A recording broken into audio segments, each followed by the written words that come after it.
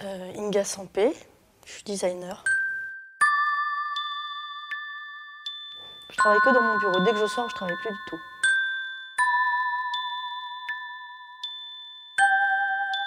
Donc, je voulais un canapé qui soit très léger visuellement, haut sur pattes, avec beaucoup d'air en dessous pour que visuellement, ça encombre pas trop dans les petites pièces où on habite tous plus principalement que dans des grandes pièces. Et qu'on ait l'impression que cette structure légère ait été l'ancienne couette, une espèce de gros matelas qui serait resté en forme sur la structure. Alors ça, ça sont mes archives, des maquettes de ruchers. Ça, c'est une maquette faite par moi, première, basique, mais mal fait, mais compréhensible. Rucher, c'est un terme de couture c'est quand on prend un ruban et qu'on faufile un fil dedans et qu'après on tire, ça fait des fronces, ça s'appelle du rucher. Pour moi, ça me fait penser je dirais, à la fabrication de...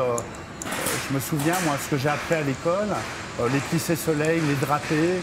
Je dirais, on voit qu'il y a une recherche technique qui nous rappelle notre métier il y a 30 ou 50 ans en arrière. Et cette mixité, on peut le rendre un peu industriel en tant que dessin sur un produit contemporain. Je trouve qu'il y a un mélange qui est vraiment appréciable. La difficulté pour la couture est de cacher, je dirais, les points d'arrêt qui créent des épaisseurs, de les rendre invisibles, justement. Et puis donc, on va assembler donc les différentes pièces que l'on a vues tout à l'heure sur la machine.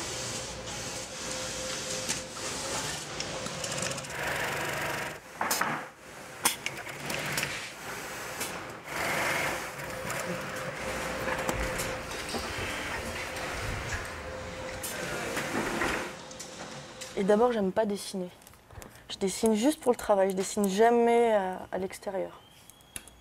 Jamais je prendrai un crayon pour dessiner un coucher de soleil, un joli port ou même n'importe quoi.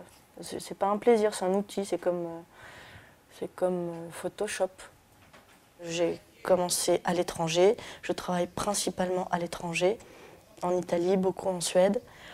Et pour moi, c'est très important de travailler avec Ligne Roset et de travailler avec quelqu'un comme Michel Roset qui est qui soit très français, caricaturalement français comme moi, et de pouvoir discuter dans ma langue maternelle avec toutes les nuances que ça suppose et que ça permet.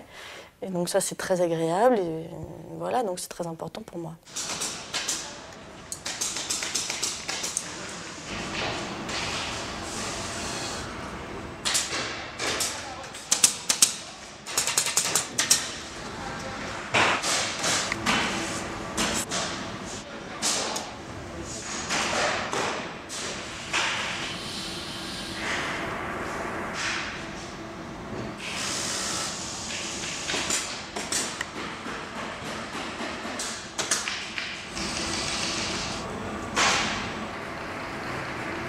Le plaisir pour moi, c'est de faire un objet.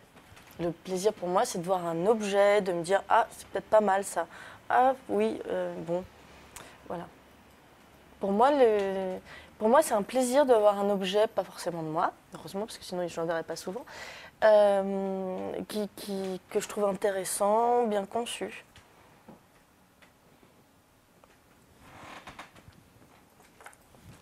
Ça m'intéresse, voilà.